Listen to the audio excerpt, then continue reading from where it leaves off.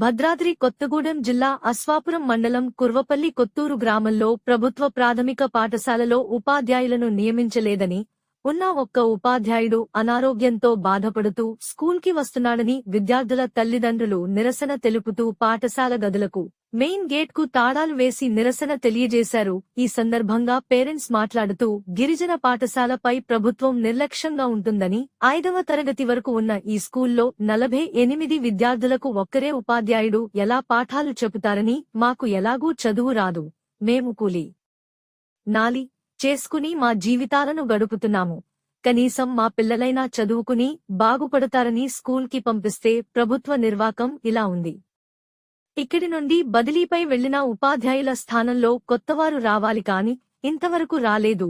ఇదే విషయం స్థానిక ఎంఈఓకి చెప్పితే పట్టించుకోవటం లేదని, ఇంకా ఏమి చేయాలో తెలియక స్కూల్కి తాళాలు వేసి మా నిరసన తెలియచేశామని అన్నారు. ఇప్పటికైనా సంబంధిత అధికారులు, ప్రజాప్రతినిధులు మా పిల్లల బంగారు భవిష్యత్తుపై దృష్టి పెట్టి ఏజెన్సీ గ్రామంలోని పాఠశాలపై నెలకొన్న సమస్యలు పరిష్కరించాలని విద్యార్థుల తల్లిదండ్రులు కోరుతున్నారు.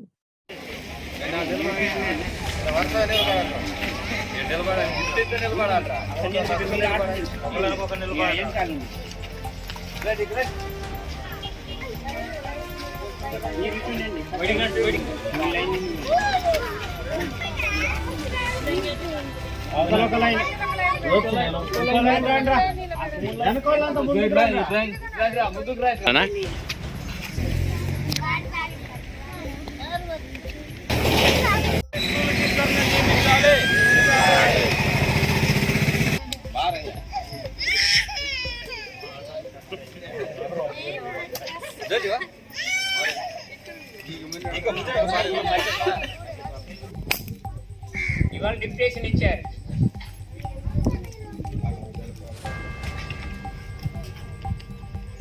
తెలుగు మీడియం ఉన్నది, ఇంగ్లీష్ లేదు.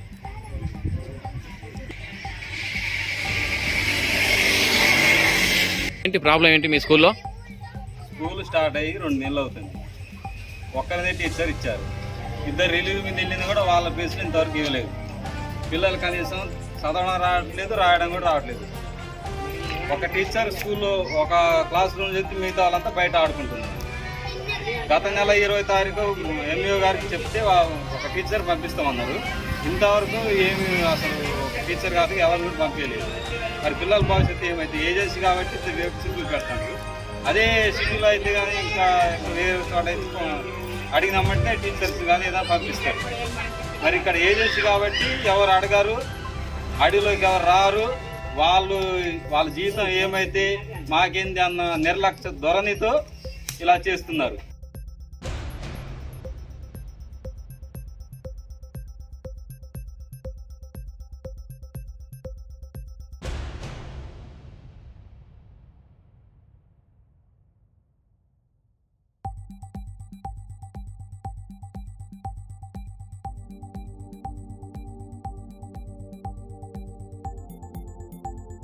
నా పేరు జ్యోతి. కుర్వపల్లి కొత్తూరు, అశ్వాపురం మండలం, భద్రాద్రి కొత్తగూడెం జిల్లా. మాది కుర్వపల్లి కొత్తూరు గ్రామంలో ఎంపీయూపీఎస్ స్కూల్ అండి.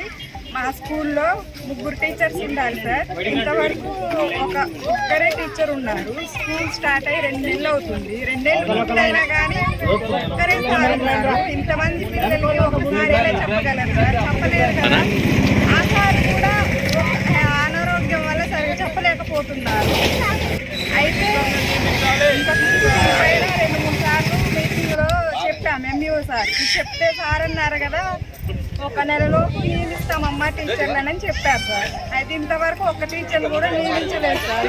ఇన్ని రోజులు అవుతున్నా ఇంతవరకు అసలు చదవడానికి జరిగిపోతుంది వాళ్ళ పాఠాలు. ఇంతవరకు అసలు పిల్లలు చదివింది లేదు, రాసేది లేదు సార్. చదివింది కూడా మర్చిపోతున్నారు పిల్లలు, చదవలేకపోతున్నారు అసలు.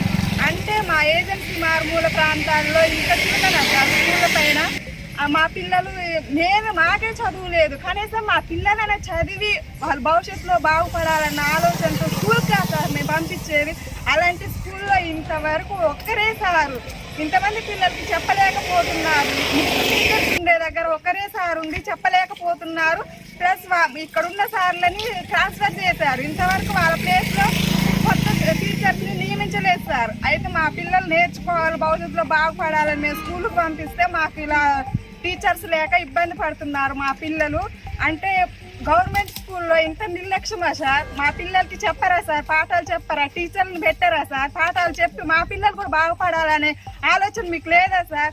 ఇంగ్లీష్ మీడియం అంటారు, ఇంగ్లీష్ మీడియం చెప్పారు, తెలుగు మీడియంలోనే చెప్తారు సార్. ఒక్కరోజు కూడా ఇంగ్లీష్ మీడియంలో చెప్పిందే లేదు అసలు. మా పేరుకే గవర్నమెంట్ స్కూల్లో కూడా ఇంగ్లీష్ మీడియం చెప్తున్నామని పేరుకే చెప్తారు కానీ ఇంతవరకు మా పిల్లలకి ఇంగ్లీష్ చెప్పింది లేదు, ఏం లేదు సార్.